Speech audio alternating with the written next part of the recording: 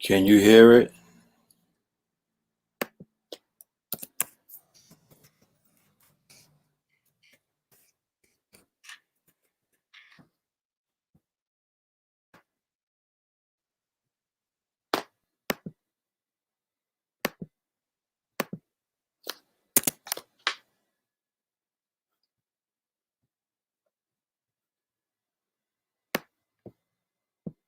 Can you hear the music?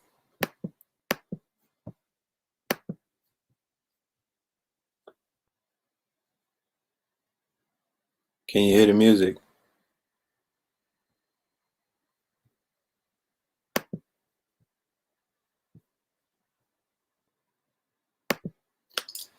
Can you hear anything? Let me know. Not yet? All right, hold on. You can hear the microphone though? You can hear this?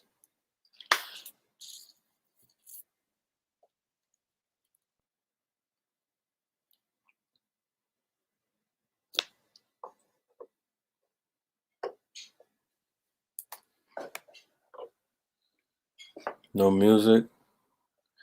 I'm trying out a new switchboard, so I don't know. Check, check, check. No music? You can hear me, but you can't hear the music? Well, shit, we might have to come back to the music. All right. Okay, well, we're gonna have to come back to the music. Peace to the family, peace to you and yours. Welcome to another episode of Third Eye Thursdays. You are now rocking with the best. Yes, this is your host for the evening, Brother Red Pill in the building. All right. How's the sounds on the mic? How's the mic sounds coming in? Is it clear? Can you hear the clearness of the microphone? All right. We're gonna do a roll call. Let's do the roll call. Shout out to everybody that's in the building. Okay. They are saying that it's good. That's good. Shout out. All right. Merritt Island, Florida. Shout out to Merritt Island, Florida. Salute to Merritt. Texas is in the building. DMV is in the building. Jersey City's in the building. Denver is in the building. Salute to Denver. Red House is in the building. AZ is in the building. ATL is in the building. Savannah, Georgia is in the building. DMV is in the building. Indianapolis is in the building. Canton, Mississippi. Phoenix, Arizona. NYC, Detroit, Jamaica, Queens, Cincinnati, Ontario, California, Oklahoma, Stockton, Detroit. Salute to everybody in the building. It's so cold in the D. Newark is in the building. Brick City, Clinton Avenue. Yield. Trinidad is in the building. Wagwan. St. Louis is in the building. Bay Area is in the building. Fayetteville. Yeah, Riversdale, California. My guy, Jason Elm Street. What happened to you? And I thought you was coming to Puerto Rico. No, you was coming to Atlanta to one of our lectures. I have to send you a return ticket. Detroit. Jackson. Detroit again. What up, though? You know what I'm talking about? Detroit, I have good news for y'all. We're looking at a date. I just got a phone call to come out there to Detroit. I think March is the date. I think we're looking at March or very, very late February. I will keep you updated. You know what I'm talking about? I don't want to do it too long. I told the promoter I don't want to do it too far down the calendar because I don't know how they're going to be acting in them airports and whatnot. So I will keep you updated. DMV, Virginia, Sacramento. I'm talking about Sacramento. When are we coming to the West Coast? Man, I wish I was able to answer you. I'm not sure about the West Coast. I'm not sure about the West Coast. As soon as they open this bitch back up, we will be in a lot of places. But I'm not trying to be too far.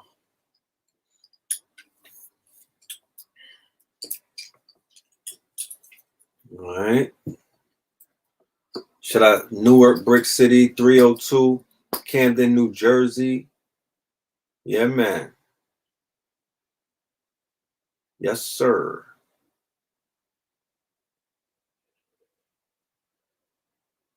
I see a lot of the family is in the building. Shout out to everybody that is here tonight joining us for another beautiful episode of Third Eye Thursday.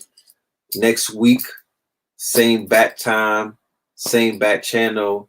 We are going to be on Zoom. You know what I'm talking about? We're going to be doing this powerful workshop that almost 200 people have already signed up to. I really appreciate everybody running up and coming through for the workshop because y'all about them solutions. Florida, Flatbush in the building. That's what I'm talking about.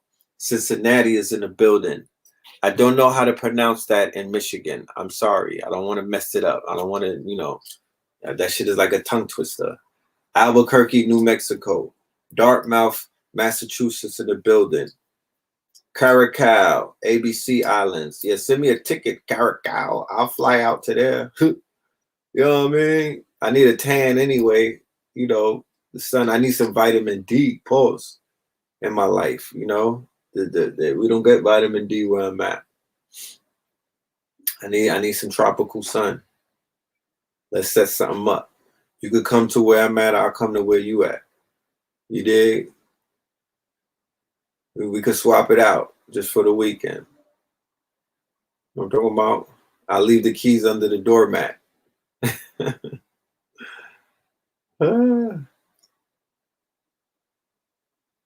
No, oh, you can hit me on a DM. Oh no, matter of fact, what am I talking about? This ain't Clubhouse. This is the jump off. Let me hit you with the email right here. The email. That the best way to contact me is through email. Everybody that emailed me we had a show on Monday, and there was a lot of emails that I got because I was basically throwing it out there that we are going to be starting an investment club, right? We're going to jump off. We're going to start an investment club for 2021. You know what I mean? We're not going to be reactionary. We're not going to wait for shit to go wrong to start saying, oh, let's do something. No. We're going to get on top of it. We're going to start the investment club. We're going to get our affairs in order collectively, because I know that it's not easy to do it on your own. But when you do it together, Junior, what up, my guy? When you do it together, it's easier. You feel me? When it comes time to purchase some land, one bank account doesn't compare to 100 bank accounts. Because if I move somewhere, chances are, you know, I'm not that fed up with humanity to the point where I just want to be by myself. So if we move somewhere, you know, in a community, chances are we're going to want to be amongst people who are skilled and they have trade skills. You know what I mean? Having a degree and everything is cool. Nobody's judging. But people who know how to work the land, electricians and carpenters, individuals such as that, people who know how to dig a well and bring that water up, brothers and sisters that know solar paneling and stuff like that, that's what's needed more so now than ever. If you know anybody that's behind the wall, aka locked up, send them some books on trade, send them some books on skill sets, so while they got that time on their hands, they could educate themselves, and when they come home they could be an asset because they'll have a skill set. And I promise you, the way that education is going these days, because we're in what is known as the passion economy, welding and shit like that, because we're in a passion economy, you know, shit, you're gonna see they're gonna reward more people that have skill sets more so than they're gonna reward people with degrees. The shift has already happened. Make sure the land is not toxic. Right. Right. Well, you have land surveyors. Some of the websites that I've been going on, you got to have the right questions to ask whoever you're buying the land from. Just can't be happy-go-lucky. You feel me? You got to know what you got to know. Yeah, I know, Junior. Okay, you're an electrician by trade. That's what I'm talking about. I definitely need you on board. I would definitely need you on board for that. You know, even if you're not moving to the land, I would rather work with our people before I go to I go to the Home Depot parking lot and pick up Juan Valdez and them. No, respectfully, I'm not judging them. You know what I'm talking about? But I would rather go and get my people. You know, half of Jamaica got carpentry skills. You know what I'm talking about? So that's, yeah, coding books, the Python, CSS. If brothers and sisters are jammed up, it's not the end of the road. It's not game over for them. Because think about it.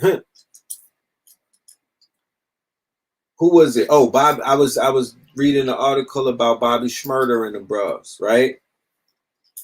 And the war that's going on in Brooklyn between the Blickies, the GS9, the Woos, and all of that. Now, sometimes when you get jammed up, that's the ancestors sitting you down so you don't have to take a bullet. Sometimes when brothers get jammed up, and sisters, that was actually a life-saving intervention. Put their asses in a warehouse or sat them down somewhere so they don't get their top popped off. Because chances are when you out there running super duper wild and there's no intervention, you know what I mean? And niggas got your number, you get your wig pushed back. But you could go do a little bit and you could come back with the glow and you have a chance to fight again. You know what I'm talking about? Sometimes you just got to get off the block because it's hot.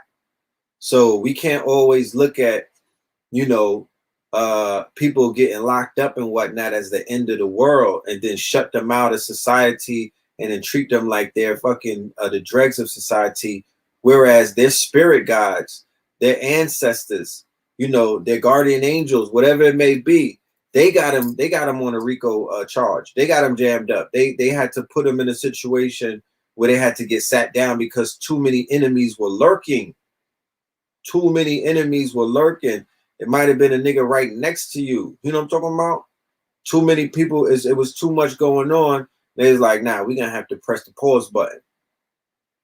You know? I seen it happen so many times. Brother, and then when the brothers or the sisters come back, they come back with a clear head. You know what I mean? They come back with their head on their shoulders, maybe for the first month, you know, maybe for the first week, you know, but there's some people who don't go back in the revolving door and they make themselves better people. Malcolm Little, half of what they call the first generation of the Nation of Islam, a whole bunch of the gods and the earths, a whole bunch of the Nuwabians, some of your favorite lecturers. You know what I'm talking about? Some of your master teachers who taught you masterful things and changed your lives for the better. They was locked up, what they call locked up, right? So that's a place, they call it school, they call it the university. And I'm not sitting up here advocating for niggas to get put into a shallow grave because I said before, being locked up is a dress rehearsal for death. It's the closest thing. It's the closest thing, right? Being locked up is the closest thing to you know, to being in the box. That's why they call it the shallow grave. But shit happens, you know. Hero's journey. Yeah, that Rowdy interview, that Rowdy Rebel interview was lit. Very powerful. I was impressed with the man's growth. I'm not here to judge. Who's to say that he won't spin the block? You know, there's a war going on outside. No man is safe. You feel me? I'm not 20 years old anymore. You know what I'm talking about? But when I was younger, I know what that shit was about, right? I know how intense the wars in the hood could be. So I'm not here to judge nobody, you know. I just pray that all of them keep their lives and their lights on. You know, it's too many people in them graveyards. Too many. We losing too many of the young messiahs for me to just write them off like I'm some type of goofy or something. You know what I'm talking about? You know, because what I realized, especially being in my 40s, right, is that they say that old dogs don't learn new tricks. That's a fucking lie. You know, that's a lie. I seen a lot of niggas who are terrorists in the hood, straight homeland terrorists, homelander niggas, turn over a new leaf in their 40s, in their 30s. Dr. Sabi said he got a second lifeline in his 40s. You know what I'm talking about? He was lit. He was blind, impotent, diabetes, and his life changed around in his 40s. He got his second lifeline and he became Dr. Sabi. He was Freddie before that. Big Fred. You know what I'm talking about? So you can't throw black people take a long time to develop, nigga. We not no spring chickens, nigga. You know, we take a while. Niggas is in their third childhood, mind you. You know what I'm talking about? And these sisters too, doing the busted challenge. Niggas is children. And let's not talk about abuse and trauma. You know, motherfuckers haven't gotten over trauma, so they still little children in grown bodies. Haven't dealt with their issues yet because nobody was available to help them with their issue. They thought that sitting on a fucking couch was dealing with their issues. When, to be honest with you, it's a start. It's like getting your feet wet. But we're talking about going to swim the oceans, my nigga. Going into the ocean. To go inside of yourself and fix yourself is going to take something more than the fucking therapist. You know? But they out here talking about the great reset. My $1 million question is, well, shit, and when is your great reset? When you're going to press the reset button? Because to be honest with you, some of us all have to be resetted. You know what I mean? Unlearn, relearn. Shout out to Derek Grace. You know, that's the great reset. That's the reset. What do you think? What comes from? What do you think? What comes from? I feel like there's trauma because of our environments, right? Some of us have been in environments that led to our trauma. We've been traumatized. You want to see a dead body, right? If you grew up in the crack era, nigga, you saw zombies, nigga, you was traumatized. You saw women looking like goddesses on the cover of the Ebony magazine and the Jet magazine, and then you turned around and they looked like the fucking backup dancers in the Thriller, nigga. And then some babies was born into that. Let me show you something, since y'all want to ask about that. Great that you asked that, because this is the real war. This is the real war. Nobody wants to, you know, this is the real war. There's multiple wars, but if I were to be honest and sit back and say what war took a direct toll on the people, right? And the fallout, I'm talking about, the fallout, nobody has done a case study on it, but the fallout is apparent. It's in our face. The fallout, we got to deal with the fallout every fucking day. It's all around us. And the social engineers, right? They have taken full advantage. They've taken full advantage of the dysfunction, right? They're taking give me 1 minute. They're taking full advantage of the dysfunction in our society, right? Because a lot of these babies were grown, brought up, grew up, mad traumatized from what they witnessed and what they've been through and what they've seen. They couldn't unsee certain things, right? So as a result of that, these social engineers and these scientists and the people in society, you know, they are basically feeding those egregores. They're feeding that demon of these young babies that are traumatized, these crack babies. You know what I'm saying? These dope fiend babies and whatnot. You know, they feeding that shit. Hold on. Let me show you a video that I seen this week. My nigga Sauce Money.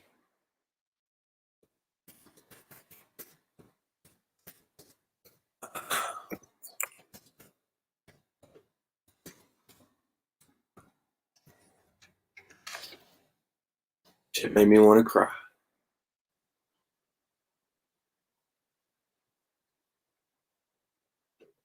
Hold on a minute.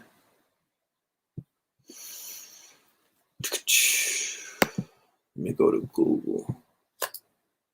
I'm on DuckDuckGo. They don't let you pull up the ratchet shit. Sauce. Oh, Sauce Walker. Not Sauce Money, my bad.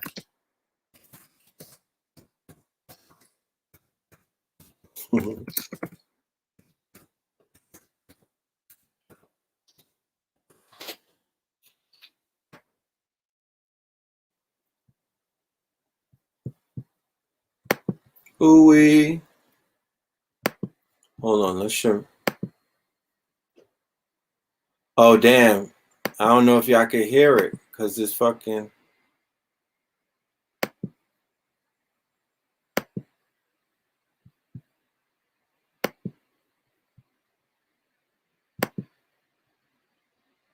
Shit. Can you hear it?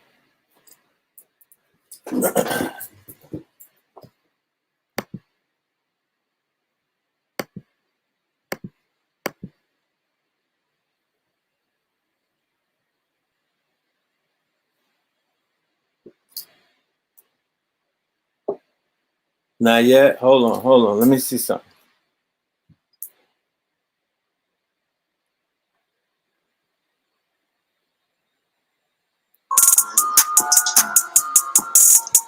With that dominant like my first guy,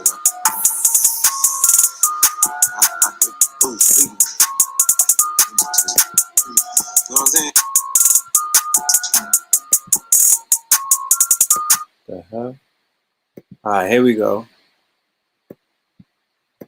Stripper, that's how I got a nigga. My mom, stripper, selling that thing. You know what I'm saying? That butt. You hear me? You know what I'm saying?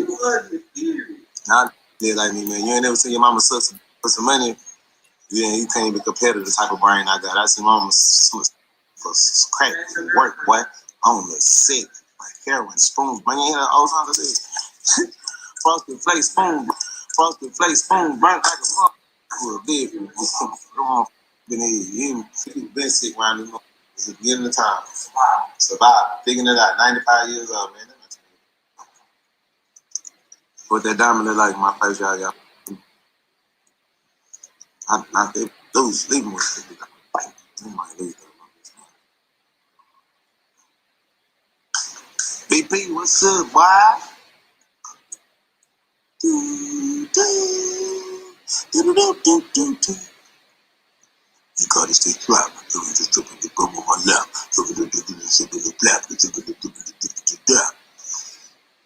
Hell, now my daddy went in on WWE. Where? When? Show me where my... Not no mother superstar, not the ones with the make the money. Man, show me, man. Hey, Al Ray Walker, please show me the what's it to be called? Raw WWE video game, SmackDown T-shirt. Anybody show me any No Mercy video game with my daddy on it? There's no Booker T. I beat him up. That's not my daddy. He's a hoe. My daddy's Al Ray Walker, Papa Sauce, a street athlete. Put on for the city. Yeah, but find my daddy on the T-shirt. Find my daddy on the video game. I'm gonna give you $100,000. I'll give you 100.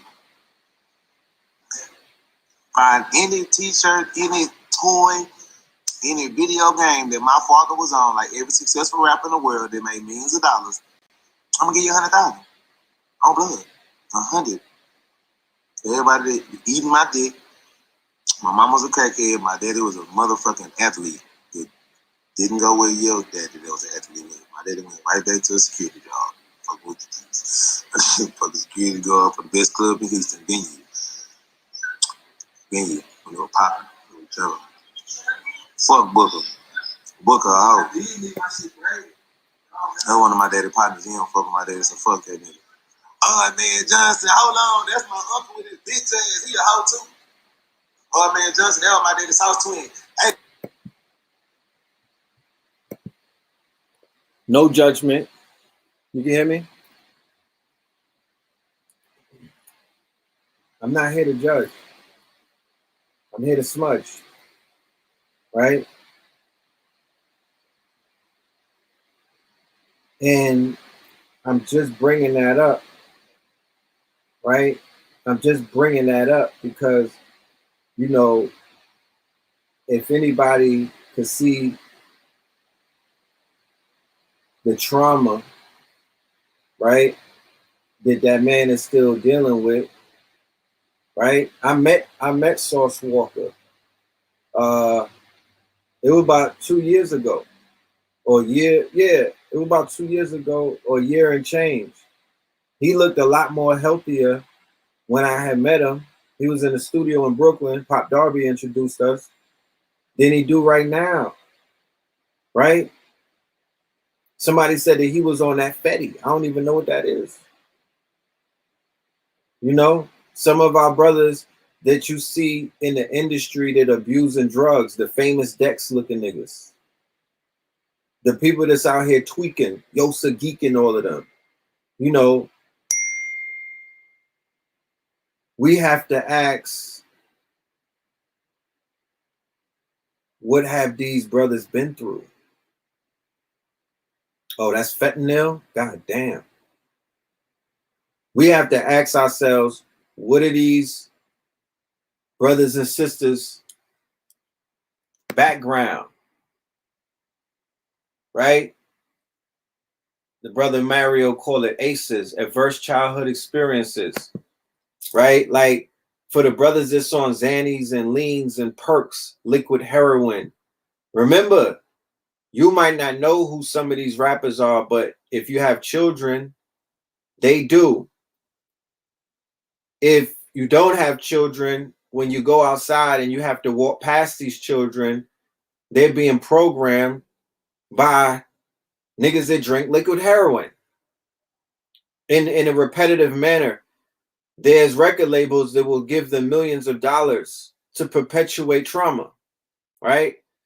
Black trauma, Black dysfunction is a multi-billion-dollar industry, and because so much of us are in the sunken place and we're in it and of it, not speaking about me particularly, but I've been through I'm speaking about me in particular because I've been through trauma. I've been through coming up and seeing a lot of crazy shit when I was young. You know what I'm talking about? And I know that altered my brain. You know, I know that put me in a dark place. You know, I know that I had to deal with the adverse effects of that through going within. You feel me? I know that I needed consciousness as a means of therapy. It was therapeutic. You know what I mean?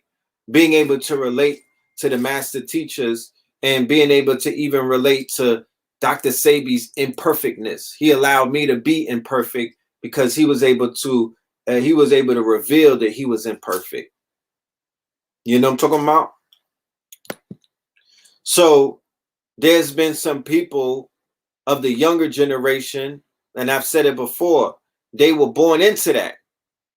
They don't know a world, they don't know a reality, they don't know an existence when crack wasn't. They don't even want, when they go and look back in time on YouTube, they like, what the fuck was this? They think people were smoking crack all the time, forever. And then before that, it was heroin, which was a scourge, a plague. It's not to be celebrated. It's not to be celebrated. And the people who help administer the poison on our people, they're not to be celebrated. We should not consecrate their names. We should scrub their names from the annals of history. That's a fact. You know what I'm talking about?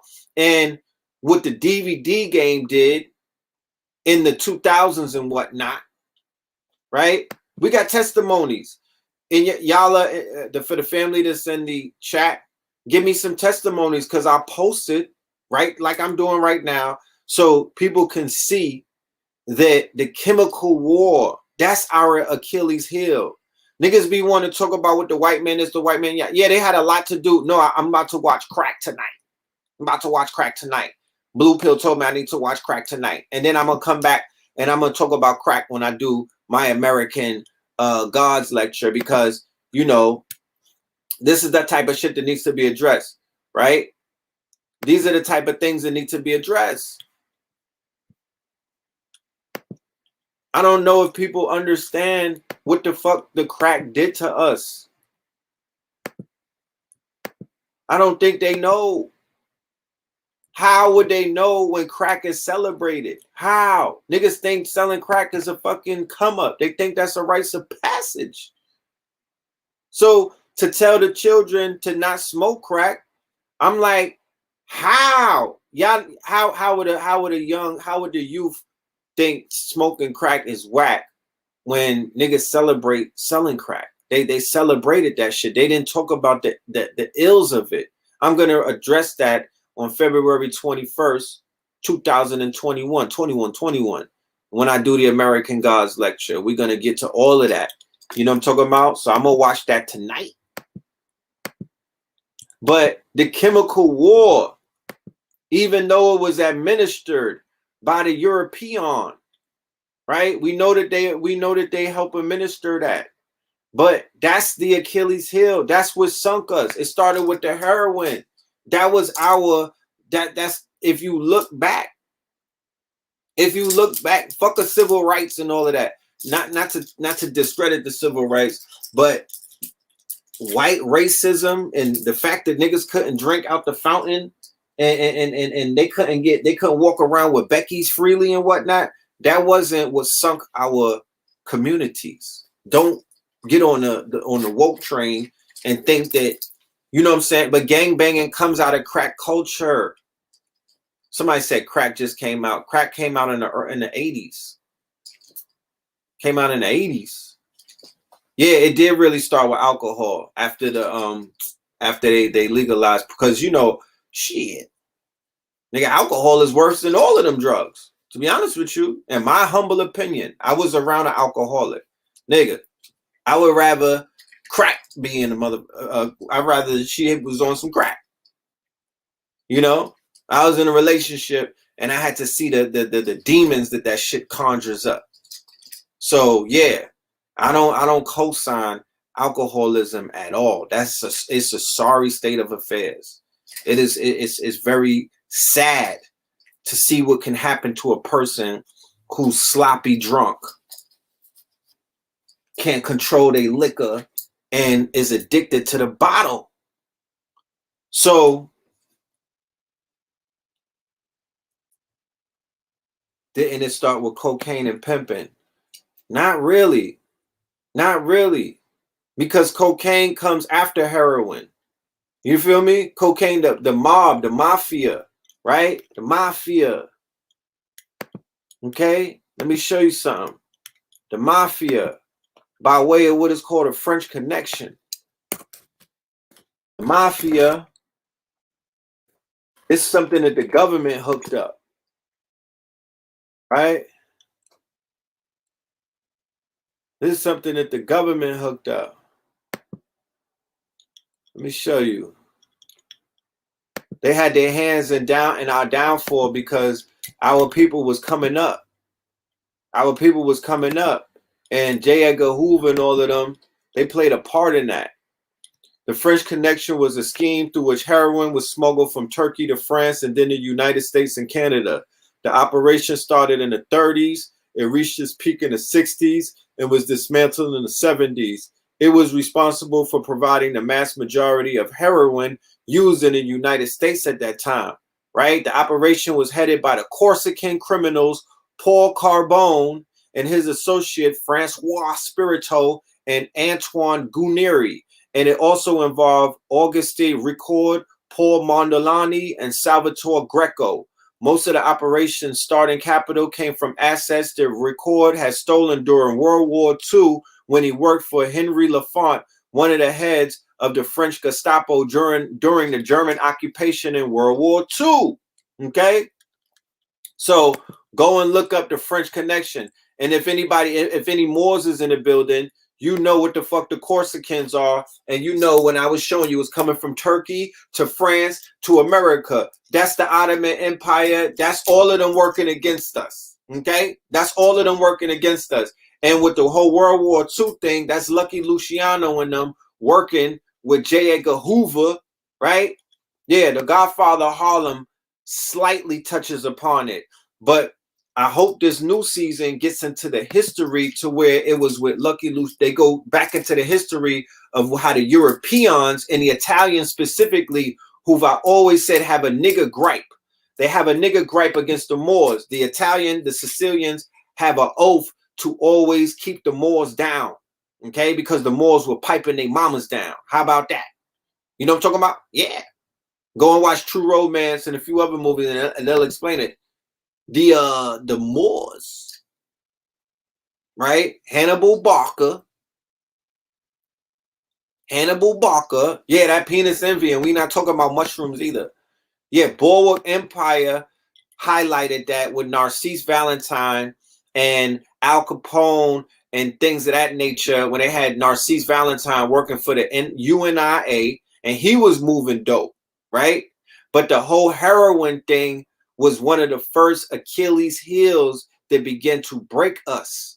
Alcohol was one of that as well. But then alcohol, along with the quote unquote heroin, and the musicians was on heroin. They was putting the musicians, they put Billie Holiday and all of that. They had them on a heroin. That was a rich man's drug.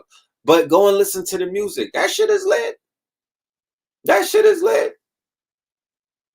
You know what I'm talking about? That jazz on heroin. I'm like, shit, give me some jazz with heroin in it because, nigga, you feel like a dope fiend listening to that. That's why niggas' pops was all doped up listening to that cold train because they was on a cold ass train. You hear the pain in the instruments. They was on them instruments breaking through while on that dope, on that boy. You feel what I'm saying? They was on that boy. And you know the ladies love the dope dick. You know what I'm talking about? So they was running around in the chitlin circuit, you know, doing what they do. Yeah. Yeah. Future Hendrix is on a liquid lean and Jimi Hendrix was on that dope. Right? There's so many artists. Name them. Right? There's mad artists. Charlie Parker all day. You know what I'm talking about? Ray Charles and them, right? Slaves were bought with alcohol. You damn right they were. The Big H, King Heron, Gil Scott Heron makes a song about it. But what happened to Gil Scott in the long run? Playing the guitar upside down, right? Right. So we have to talk about the chemical war. That's warfare, my family. That is warfare. That we didn't grow none of those plants like that. When we was abusing, that blue magic. They made Frank Lucas a star. They made Nicky Barnes a star. You understand? Yeah, Pimp C. So some of our greatest artists fell to these drugs, to these chemicals. They were supplied by their managers. They were supplied by the label. They were supplied by they had the mafia running the music industry back in the days. Why were they running the music industry? Because they kept the artists drugged up. They would supply them with prostitutes who would blackmail them, by the way. They would take some of their show money. You feel me? Frank Lyman, John Coltrane, the great ones, right? And then they took out Prince. They took out Michael Jackson. I believe they even took out James Brown with the chemicals and whatnot. Yeah, the downfall of the Panthers. And then you had my dude, Huey P. Newton was a crackhead before he died. Yeah, and that's how they were signing over their masters and whatnot. Snowfall gets into the crack game.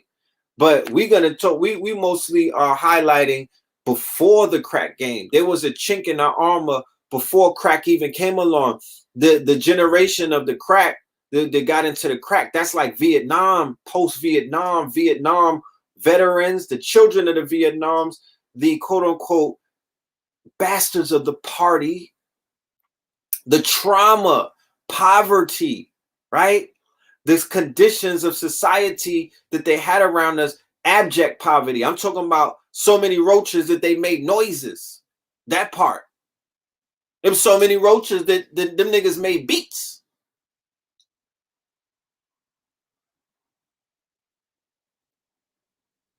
Rats, not mice, nigga, rats. Before I remember abject poverty. Yeah, this is COINTELPRO. Yes, it's all COINTELPRO. It's all COINTELPRO. Every single operation, right, is of a COINTELPRO nature. Why?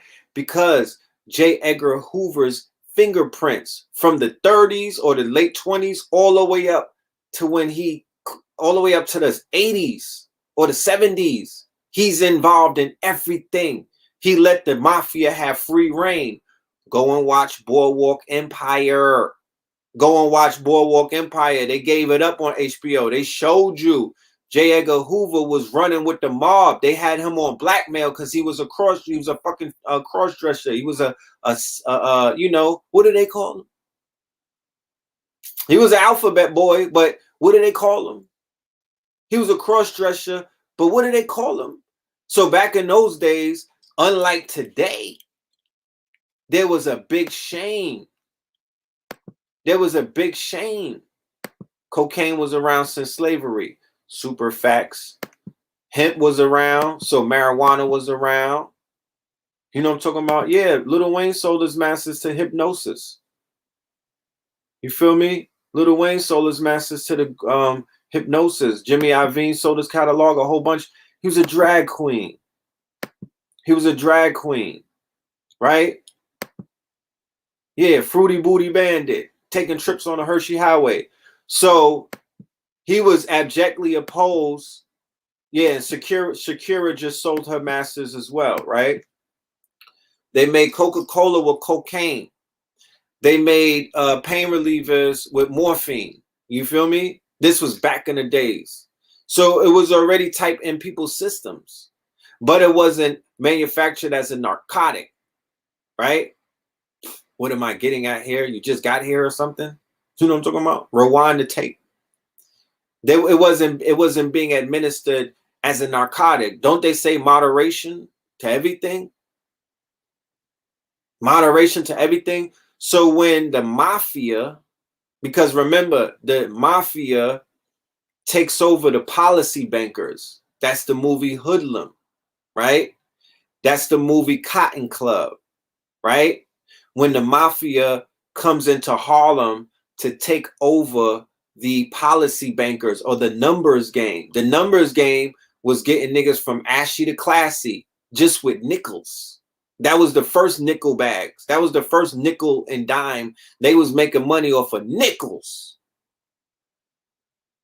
That's how much you had to pay to play the you know, niggas was playing. They was playing the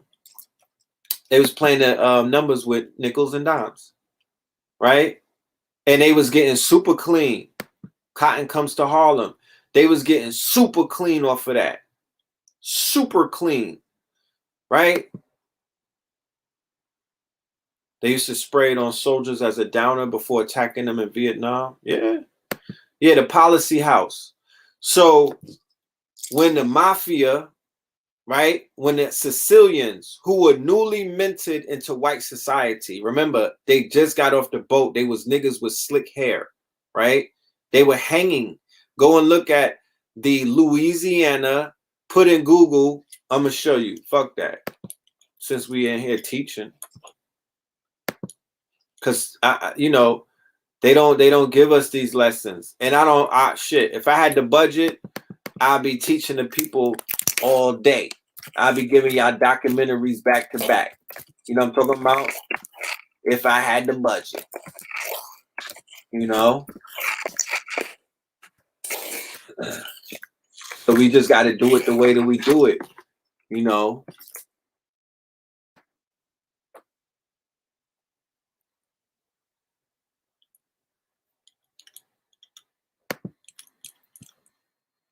Look, so you don't think that I'm being racist or, you know, niggas being their feelings and whatnot.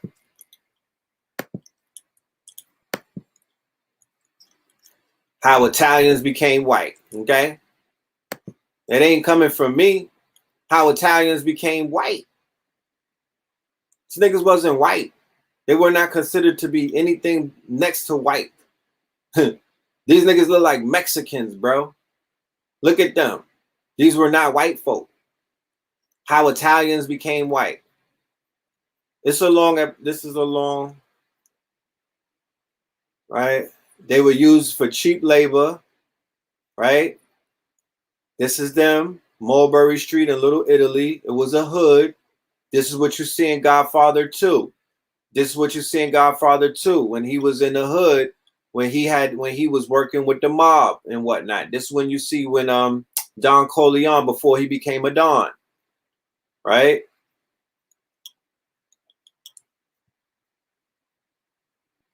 The lynchings of Italians came at a time when newspapers in the South had established the gory convention of advertising the far more numerous public murders of African Americans in advance to attract large crowds, called pick a nigga and the barbecue, okay? Barbecuing the niggas, and justifying the killings by labeling the victims brutes, fiends, ravishers, born criminals, or troublesome Negroes. All they did was change the lexicon to today to where they call niggas thugs. You know what a ravisher is? That's somebody that beats up the white box. That's a ravisher. They're like, he ravished a Caucasian Lilith, a lily white Caucasian woman. Yeah. Don't ever say, yo, Red, you coming to the picnic? I'm like, I don't want to pick a nigga. Because that's where it comes from. Picnic comes from pick a nigga. And barbecue comes from when they used to cook us and barbecue us. You understand? So these words, they deal with lexicon. Europeans are programmable. It's not even fucking dog whistles. They deal with lexicons. They deal with word magic. So they get triggered by certain words. So the words brutes, fiends, ravishers, born criminals, that's super predators now, right? Drug addicts are fiends. Troublesome Negroes are thugs, and troublesome niggas. Even high-minded news organizations that claim to abhor the practice legitimize lynching by trafficking racial stereotypes about its victims, right? I'm not going to read this whole thing. We'll get into this during the lecture. That's what lectures are for, right? That's what the lectures are for. But they hung 19 Italians in Louisiana in one hanging, right? There was a hanging, right? They referred to them as rattlesnakes. There was a hanging and they hung 19 of them, right? And Italy was like, that's enough, right? Lynchers in 1891 storming the New Orleans city jail where they killed 11 Italian Americans accused of fatal shooting of Chief Hennessy, right? So these Italians basically were considered to be dregs of society and whatnot. They got cleaned up after that lynching. Then they gave them Christopher Columbus holiday to pacify them. There was no Christopher Columbus holiday before that. Okay? They gave them Christopher Columbus holiday in order to pacify Italy because they hung their natives, they hung the Italians and whatnot in New Orleans, and Italy was like, yo, we ready to bang for our citizens. So in order to quell an uprising, they gave them Christopher Columbus Day. They was not even identifying with Christopher Columbus prior to that. They was like, who the fuck is that? Right? This is things that you don't get taught in school. But that's why we're here, to help update you and upgrade you and relearn shit that you should be unlearning. Yeah, they are the true moolies. Don't ever let them stun on you. And keep in mind, this where the Jew comes in, right? Hey, Columbus was Spanish. He's not even from. That's exactly. It's a miss. He's not even from Italy like that. So as you can see, it's all based in a lie. So when they be trying to ride for him, be like, from where, nigga? You don't even know who he was back in the days. You niggas is retarded. You know what I'm talking about? You didn't even know who he was. So this is how the Jew cut their teeth. When the Jew started making movies, he put the Italian mafia in his fantasy type of role, where he made them the big tough guy in cinema, and excluded the Jewish mafia, like the Purple Gang and all of that, Meyer Lansky. They excluded any type of mafia from the Jewish perspective, and they gave it all on the Italian. And then what they did was they demonized niggas in cinema from day one. Birth of a Nation, you know what I mean? When they were doing the vaudevilles and the black faces with the jazz singer and all of that. And let's not even talk about music, race music and shit like that. You know what I mean? How they used to come around with, you know, how they basically came with our music, and they were taking our music and redoing it in whiteface. And then we were coming out of what is known as Jim Crow. They had Jim Crow. They had, let me show you, man. Coon music. There you go. Coon music, right? They actually had something called coon music, vaudevilles, and all of that shit, right? Coon songs. You think what you're seeing on the radio, you think what these record labels are perpetuating is something new? You think you have a fucking ground to stand on to try to argue that this is not even conspiracy. It's just that niggas don't study. Coon songs were a genre of music that presented the stereotype of black people. They were popular in the US, Europe, and Australia from around 1880 to 1920. Through the earliest such songs date from minstrel shows back as 1848. The genre became extremely popular, with white and black men giving performances in blackface and making recordings. Women known as coon shouters also gained popularity, right? The rise and fall from popularity. The song Zip Coon, a variant of Turkey in a Straw, first became popular in the 1830s, notably in performances by George Washington Dixon, who performed in blackface.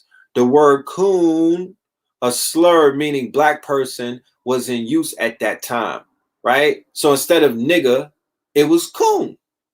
The first explicitly coon theme song, published in 1880, may have been The Dandy Coons Parade by J.P. Skelly. Other notable early coon songs included The Coons Are on Parade, New Coon in Town, Coon Salvation Army, and Coon Scottish. By the mid-1880s, coon songs were a national craze. We going brazy over coon songs. Over 600 such songs were published in the 1890s. Go on Spotify and look up some coon songs. God damn it, that shit was booming. Look at the mixtapes. The most successful songs sold millions of copies. Niggas was going platinum back then off of the same shit they're going platinum off of now. That was the 1800s mumble rap. To take advantage of the fad, composers added words typical of coon songs to previously published songs and rags. The first hit recorded song by a black man was The Whistling Coon by George W. Johnson. After the turn of the century, coon songs began to receive criticism for their racist content. You think so? In 1905, Bob Cole, an African-American composer who had gained fame largely by writing coon songs, made somewhat unprecedented remarks about the genre. When asked in an interview about the name of his earlier comedy, A Trip to Coontown, he replied, "That day has passed with the softly flowing tide of revelations." In 1908, hold on a minute. Hold on 1 minute. Just read that real quick.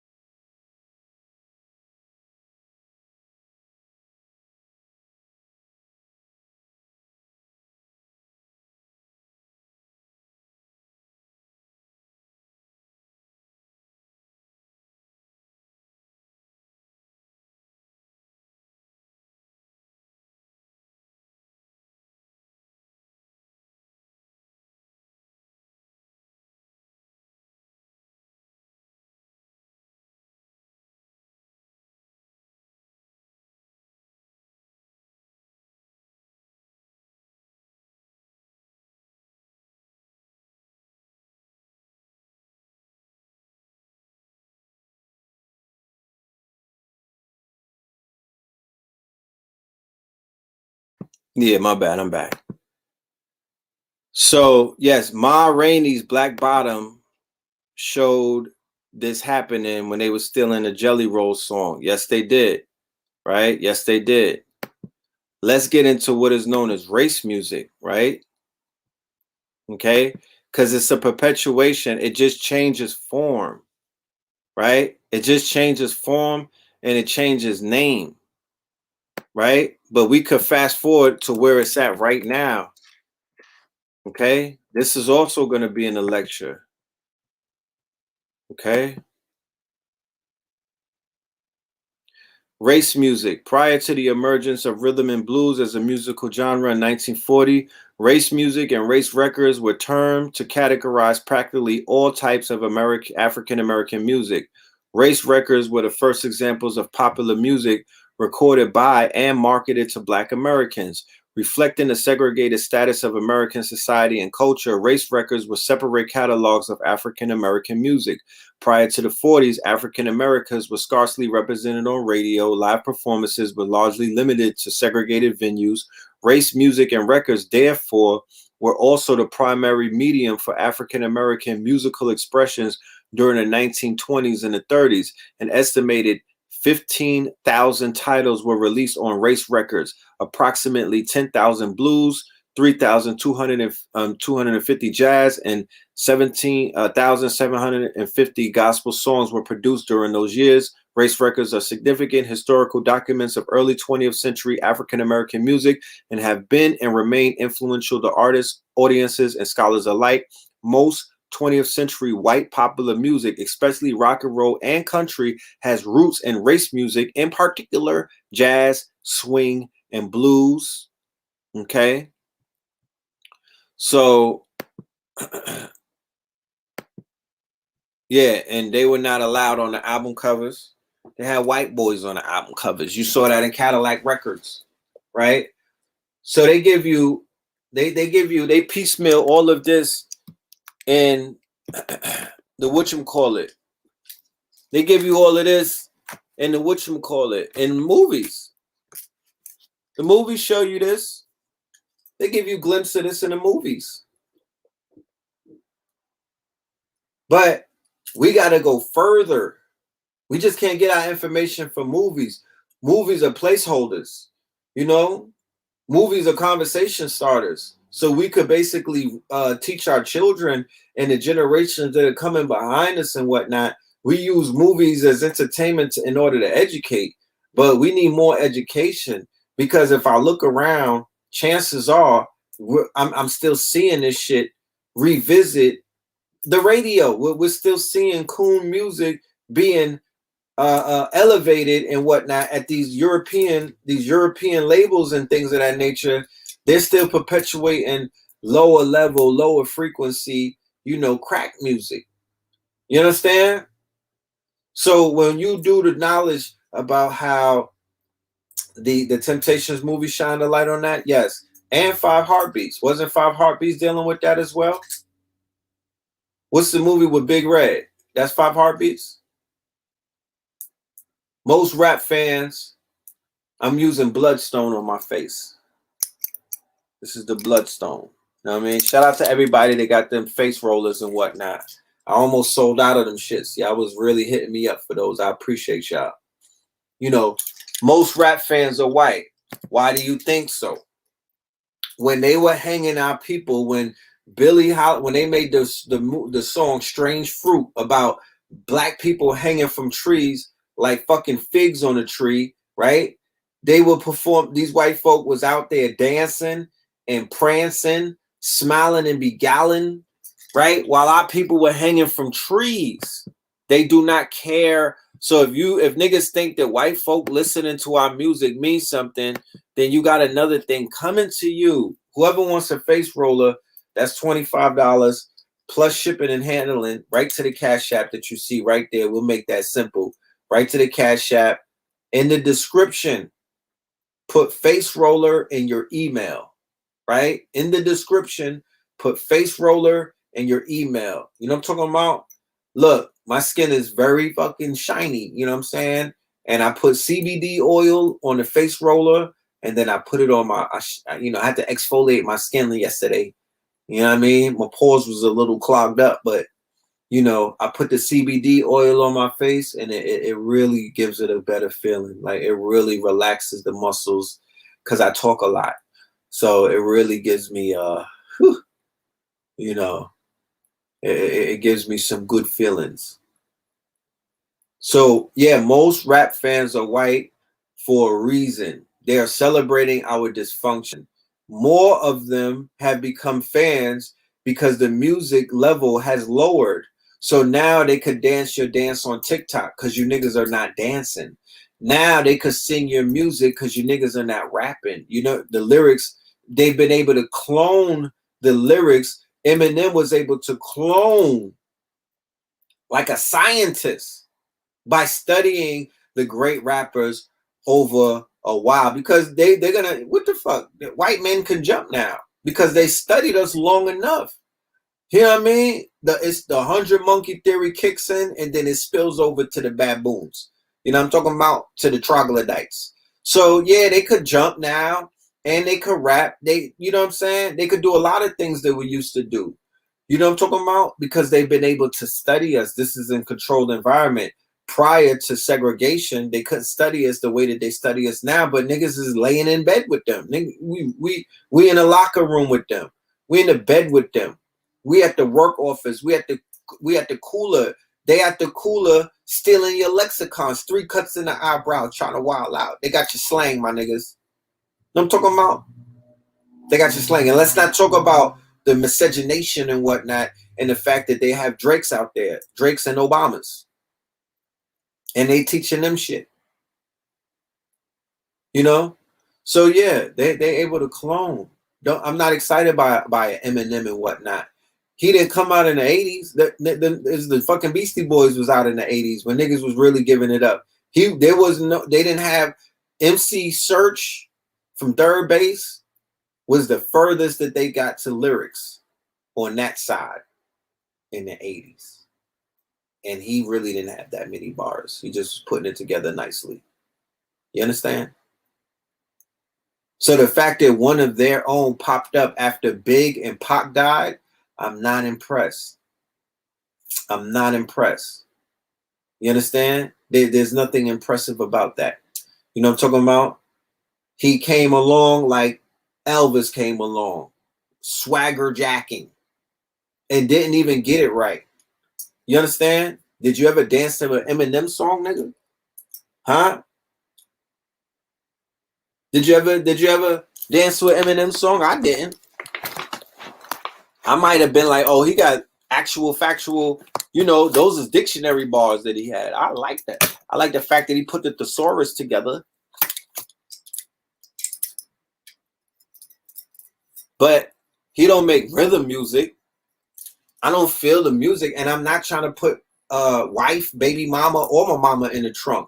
So I would not listen to the shit that he's spitting whilst under the influence of crack cocaine, heroin, fentanyl, the motherfucking muddy lean, Xannies and perks, because he's gonna have you. Yeah, I like Stan. Stan was cool, but I didn't dance to it. He's going to have you want to kill something. Very demonic shit. You know what I'm talking about? Very demonic stuff that he's talking about. You know? Very demonic stuff. Yeah, non-melanated rhythm with the rhymes. You know what I'm saying? So what is he known for? Making fun of people. He's known for clowning. Right? That's what he's known for. He's known for, you know, hold on.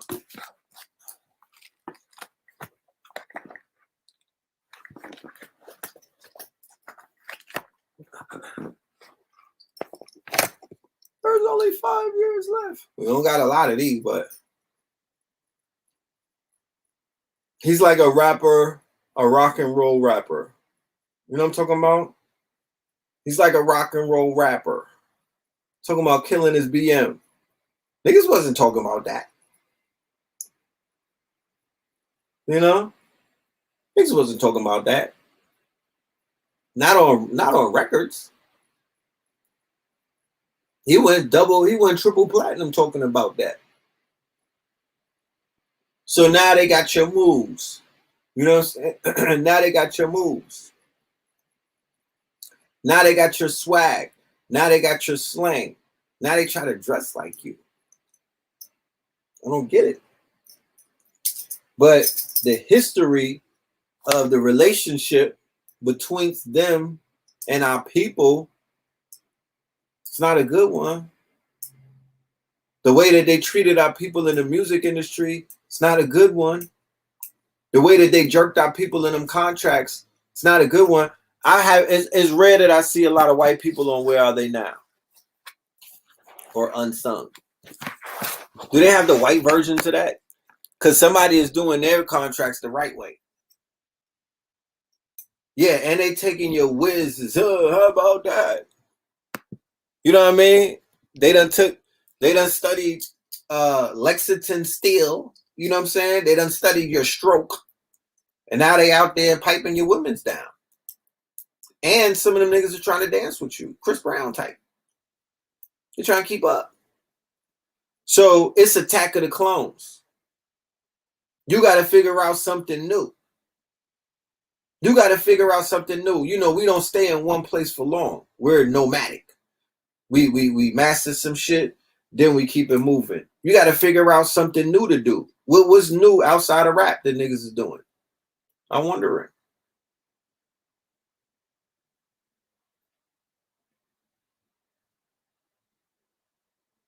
So we bring, oh, that's my man's, and he know how to rap. He could dance. He's on his namaste. That nigga's a good meditator. Yeah, okay. Oh, brother said Afrofuturism. Oh, yeah. I agree. Afrofuturism is lit. You know? But it's like I made the distinction before. Picture the Grand Canyon. In the Grand Canyon, there's a door carved into the mountain that's not accessible to humans, right? Because it's so high in the air, it might be 30 stories in the air. There's no ladder. There's no rope. It's just a fucking door, right? So that door is proverbial to what our levels, the bar, the height that the bar was raised at one point with lyricism, with reputation, right? With cadence, with the whole show, like shit that James Brown and them was doing, Michael Jackson was doing, and all of that, right? But now, because they lowered the bar so low, right, and they diminished, devalued, and degraded the culture, the fucking door is like Tom and Jerry mousetrap. Remember the little mouse hole that Jerry used to run in? That's where the door is right now. Meaning, translation, that the bar has been super duper lower. It's lowered So when the bar is lowered, you have mouses running into the house. But when the bar is all the way up, they can't get in. You understand? They gotta have white men gotta be able to jump in order to get in that type of door. But when the bar gets lowered and when it gets diminished to the point to where you just mumbling, you just have to harmonize on the beat, right? You just have to harmonize and just say one thing, legend, liberal, drink it up. And that when it gets to that, anybody could do that. So they rapping in Ireland. They drill rapping in Australia. They trap rapping in France. They in Russia with bars. I was on one of these websites the other day signing up to one of these websites. And bro, I was on genius.com putting my lyrics up there. Fam, I didn't really see no American rappers. These was niggas from Ukraine. And all, I'm like, what the fuck? What? Who are these niggas? It was Germans. It was Romanians. It was Ukrainians. It was Turkestanians. I'm like, goddamn. And niggas would be like, yo, Ray, you could pop in Turkestan. I'm good, fam. Like, I'll do the Europe tour, but I'm not trying to get my coins out of fucking Turkey in Turkestan. I'm you know, I want to crowd surf in the hood, nigga, probably. At least Africa, maybe. You know what I'm saying? Let's do the remix with the Afro beat. I don't want to be stuck just to get a few Bitcoins and get a fucking following, you know, in Afghanistan, in fucking Romania. You know what I mean?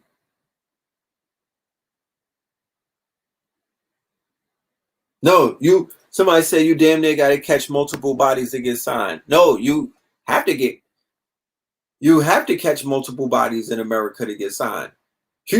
That's what you got to get on. And to be honest with you, getting signed, I'm upset that the rappers are not saying this loud enough. Getting signed is so analog. Getting signed? To who? For what? If you see a rapper, they like, yo, this nigga was holding out, he was hot and independent, and he finally got signed for 20 million. That nigga's in trouble. He's in trouble. He got to pay back 35 or 40. What the fuck are they going to do to him to get him to pay? He's in trouble. 20 million for what? They're loaning you 20 million for what? To do what? For a studio session on Mars, nigga? Who you recording with? Biggie's Ghost? What do you need all of that money for? What the fuck are you doing with 20 million and 10 million? These niggas ain't buying no community centers out. They not creating no colleges. They're not even, they don't even have an app, my nigga. They don't have no technology, bro. What do you mean? You can't find them in the Apple store, nigga.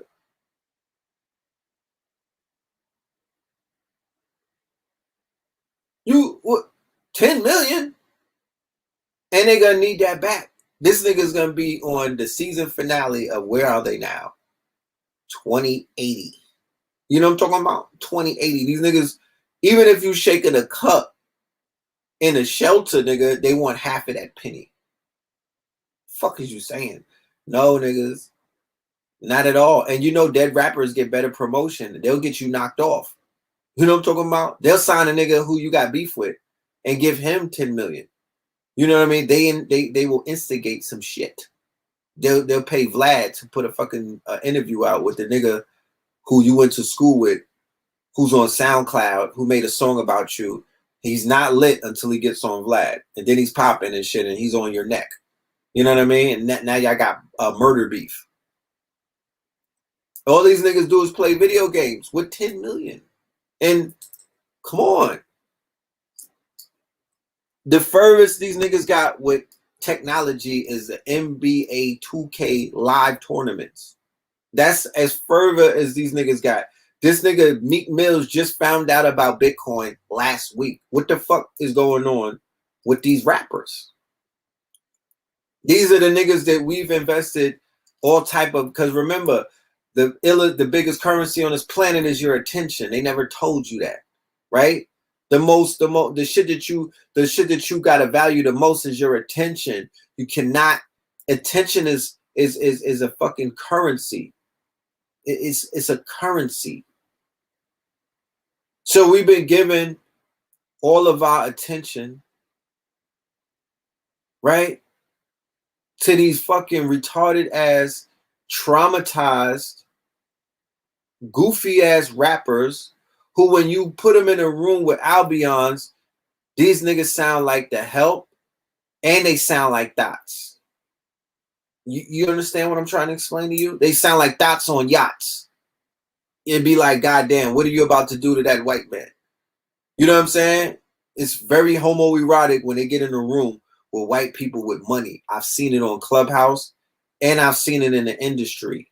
These niggas who act tough, like they about that life and all of that. You put them in a room around the vultures. The vultures be eating on them. That's a fact. Don't ever let them act like they still holding their manhood together and that they could still have some fucking dignity, or if they have anything to talk about. They don't really they don't have nothing to talk about.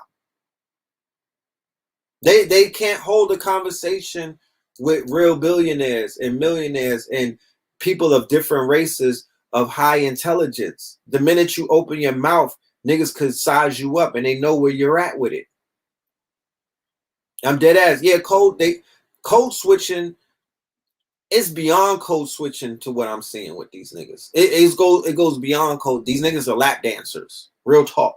No wonder they throwing so much money at the strippers. You know what I'm talking about? They lap dancing.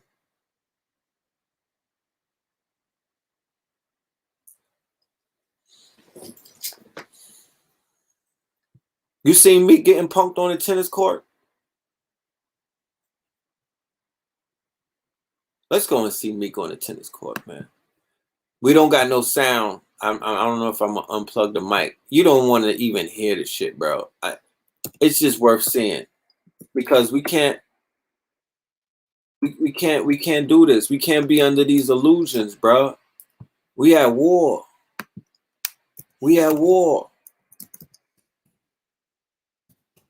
We at war.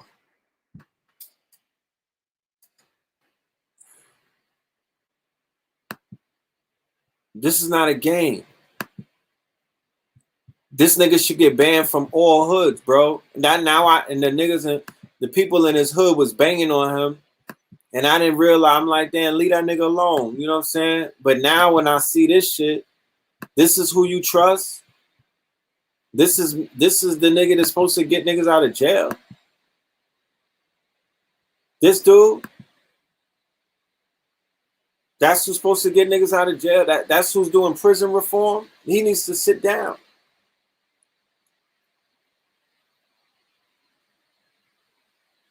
This is a gangster rapper. This is a nigga who put bags on niggas' head in Philadelphia.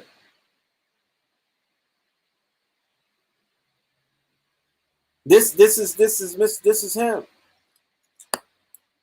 Right? He should be with his newborn. But here he is trying to be around. Look at the white boy taking pictures of him, playing him. Right? He trying to be amongst these Albions, right? Would you?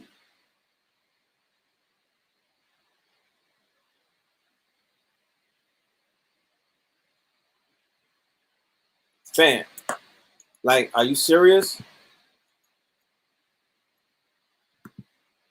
But you let you let somebody melanated say something that this nigga don't agree with.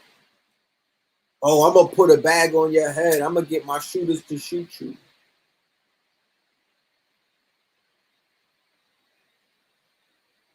I mean, what the fuck?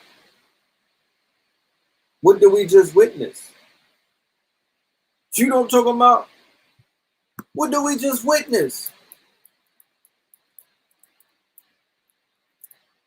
I don't care what you bet somebody. If you bet a nigga when you was playing tennis that if you lose, you're gonna hop around like a bunny, nigga, don't lose. And if you lose, you better fight. Cali native girl, get out of here, yo. I don't. What is the trolls here for? Shout out to Urban X. Salute to Black Dot Malcolm. So what the hell is going on with your superstars?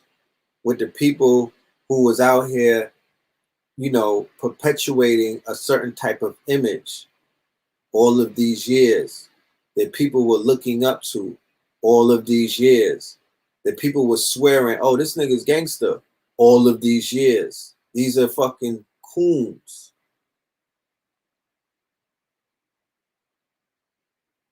I'm just gonna, if I lost, I'm gonna be a sore loser. We just gonna have to throw hands. Fuck it, let's slap box. I'm not hopping around like a bunny. How about that?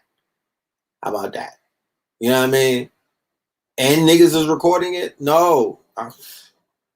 Bruh, my pride. You just knock me out. You know what I'm saying? Stomp me out into this asphalt. I'm not doing that. Nigga, lock me up. What you gonna do? Sue me? What are you talking about? I would rather be sued and beat up before I lose my manhood like that. That's not that. Men don't do shit like that with other men. That's not an alpha. That's an alfalfa.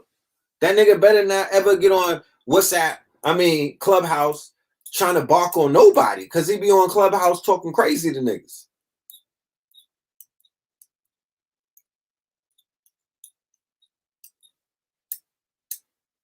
So the rap game, especially during the lockdown. Oh yeah, by the way, for anybody that don't know, we ship out the face rollers. You get it in a nice velour bag. You know what I'm talking about? You know, we got it wrapped up. You know what I'm saying? We even give you a card so you know what you're putting on your face. Pause. You know what I mean? A breakdown of the stones and everything. You know, it's all about packaging, right? We try and get our packaging game together. So, you know, come and shop with your boy. You know what I'm talking about? I'm going to have the CBD oils. Let me see. I sold out. I have CBD oils, but I sold out. I'm going to have more of these. These is dope. These is dope. You know what I'm saying? And we got, of course, the Red Pillar Scorpion King album. No, this is not Scorpion King. This is Red Summer. This is the Red Summer album. If you want it signed, that's $44. The regular album is $22. Why? Because, nigga, it's like 8 artists on that shit. You know what I'm talking about? This is a compilation. We got to pay the artists. You know what I mean? Everybody got to eat. And it's fine art. It's fine art. I'm not selling you niggas. This is not avant-garde crack rap, nigga. This is fine god hop. This is fine art. You know what I'm talking about? You can't find this on Spotify. I'm not talking about that per se, but the type of music. Can't find it. So we're going to have to value our shit, because you can't find Cambada lyricism. You can't find Lizzie Jeff's lyricism. You can't find Blue Pill's lyricism.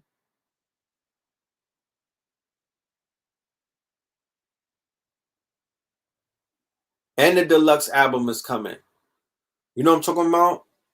And the deluxe album is coming. Red Summer's definitely going to ride right this summer. Yeah, you hear that? You hear them coins? I got a microphone. You hear everything. You know what I mean? Shout out. Let me give you a shout out. Whoever that is, to pull you up. Oh, Dijanba Kande. Oh, no. T. Shout out to T. I see you, Destiny. I see you, Yahweh. Ben Yahweh. Yahweh Yahshua Ben Yahweh. I appreciate you. Salute to y'all. You know what I mean? You know what I'm talking about? Salute to y'all. Yeah, that's definitely workout music. Ladies, you know that you can't do the Buster Challenge if that shit ain't right. Go listen to go put the Red Summer on. Go hit them squats. You know what I mean? Give it a, you know, the Buster Challenge is going to be here for a few weeks. Give yourself a week on the squats and then like get back to us. You know what I'm talking about? Yeah, that Sherman Hemsley. That 10 Summers. You know? That 10 Summers. Yeah, we doing our thing. The CD definitely sound better in the spaceship. Put it in the spaceship. If you got the spaceship, somebody was like the Benz don't. Now Ruby told me that the Benz don't got a CD player. Yeah, that's an exception. Is it on Apple? Yes, it is. It's on Spotify. I want you to stream. Look, y'all don't gotta worry about me. I'm going to the streaming farms. I'm cheating. I want 1 million fucking streams. I'm going to the streaming farms in China. You know what I'm talking about? I wish they had streaming farms in the projects. Okay? I wish they had streaming farms in the projects. You know? Then I would use you. I would pay. If they had streaming farms in the project, I'd shop with you. It's on Amazon. It's on Napster. It's on Tidal. It's everywhere. Go try it out. Give it a spin. You know what I'm talking about? Give it a spin. You could sample the product before you smoke it. I don't have a problem with that. You know what I mean? This is not a money grab. You know, to be honest with you, buy 2 albums. One that you could save and don't take it out the plastic, right? Because it is low-key a collector's item. And then one that you could put in the whipping tin. Oh, look, Izzy bought 2 of them. That's what I'm talking about. You want one of them autographed? Yeah, I'll do that for you. Like I said, it's usually $44 for the autograph one, but I got you. 24 hours is banging when you slide it in a whip. That's beautiful. That's beautiful. But you need more than 24 hours. I gave you 24 hours, but this is 14 songs. This is an add-on to 24 hours. You feel me?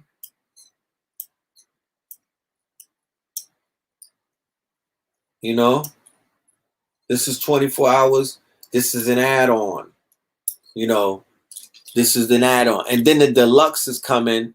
And the deluxe is stupid. Vinyl. Not yet. Not yet, beloved. Not yet. It's coming, though. Not yet. It's going to be red. It's going to be all red. But not yet. 24 hours video. Go and troll Father Rich. Go and troll that nigga. You know what I mean? Go in his inbox. You know what I'm talking about? Go in his inbox. That's his project.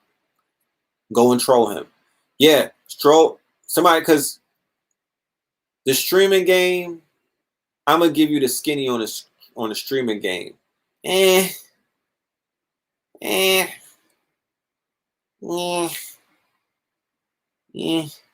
know, maybe.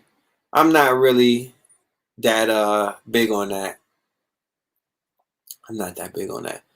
You know, it's just for the looks. You know,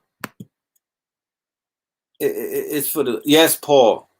Look, this on mushrooms, if you niggas indulge. This on the shrooms right here. And the LSD from Cambada and Manifest Destiny. You know, our music is more for the psychedelic crowd, right?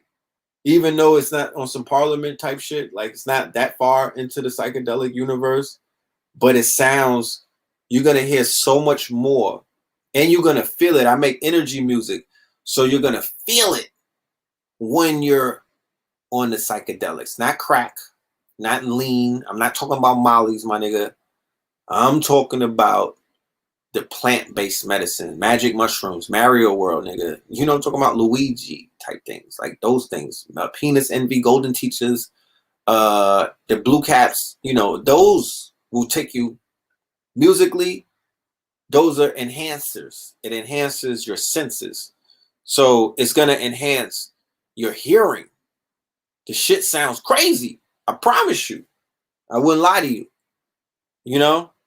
Yeah, it's new age psychedelic music. You know what I'm saying? These niggas is talking about crack rap. We got to leave the crack rap alone. Do you have to ease into mushrooms? Nah, I would say jump right out the fucking gate and take 5 grams. You don't need to ease into anything. Jump off the porch, my naga, my ninja. You know? Jump right off the porch. What I'm going to do for the vinyl, because I value vinyl and the longevity of vinyl, is I'm going to get it remastered, right? For the deluxe will be vinyl. The deluxe will be vinyl because the deluxe is going to have skits, right? In the interludes, we're going to have skits and we got new songs. The new songs is crazy. I promise you. The new song, when you hear the Sherman Hemsley remix with Bashir and Blue, the new songs is retarded. I could just sit back and you know, just let it do what it do, but the new songs are crazy. Somebody said take 3.5. I don't know. Take the heroic dose. You know what I'm talking about? Presidential tent dreams and rollies under tailored suits, China flow. I would just say take the heroic dose, man. Fuck that. Don't play with it. Don't play with it. Yeah, shout out to Loaded Lux. It's my guy. You know what I mean? Shout out to Father Rich. Shout out to Cambada. You know, shout out to Lizzie Jeff, Blue Pillar, Bashir, AA Rashid. I told you before, AA is the legend. You know what I mean? So we got a whole fucking tour. We got a whole tour. This is top shelf art. You know what I mean? That's why Paul. That's why I was saying, bruh, I need the. I want to commission you for the art. Yeah, I don't know what happened to America, Jeffrey. I don't know what's gonna happen with America, you know. But America Sutton. Matter of fact, thank you for bringing that up. I think I might put America Sutton, who is a singing. She's a prodigy. I might put her on the America track. I like that because even on the America track, I said something about KKK and I related that to Kanye and Kim breaking up. I was like, the only time that you're gonna see the KKK break up is gonna be Kanye and Kim, and then that happened. So there goes those philosophies. I was ahead of my time because America is like 5 years old. That song. What about homie to try to bang it in his veins? Yeah, niggas always fuck things up. Don't take mushrooms and try to put it in your veins. He probably heard about penis envy and thought that he could put penis envy into his penis and get a boner or something and just fucked up the game. No, take the shroom tea or chew them shits. I would say chew them. Take it to the face. Take it to the face. Scorpion King. I think that's my best album. Respectfully. You know, I still get chills when I hear that. That's what started it all. Shout out to Cambada. We talked about that the other day. That's what started it all. You know, I don't know if I could top that. It's just a certain vibe that's attached to it.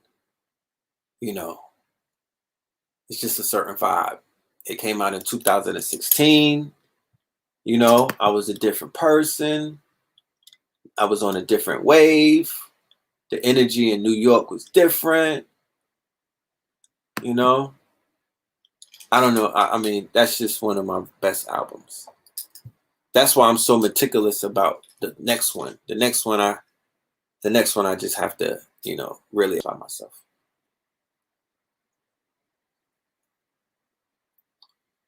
Have you ever mixed it with green and blazed it? No, I haven't. You still bump Prince? Yeah, I do too. I do too. That's a classic right there. I'm going to remaster the Scorpio King and put that on the streaming platforms as well, because people deserve that. That's not on the streaming. I never put it on the streaming platforms because I don't want them to own my shit. You know what I'm saying? That's what happens when you put it on the streaming platforms and you don't tag it with your own IRSC. Let me see, is that the right word? ISRC. You know what I mean?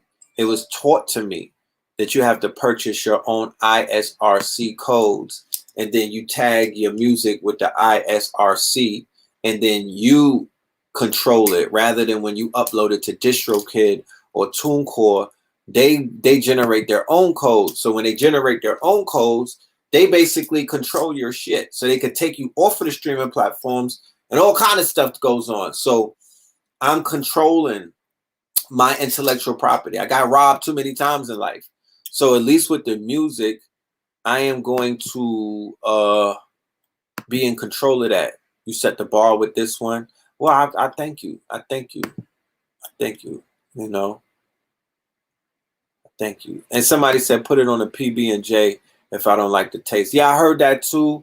I did not, and I love PB&J. I didn't have the PB&J shroom sandwich. You feel me? I will definitely try that out. The tea, I do the tea to keep it up, but I don't.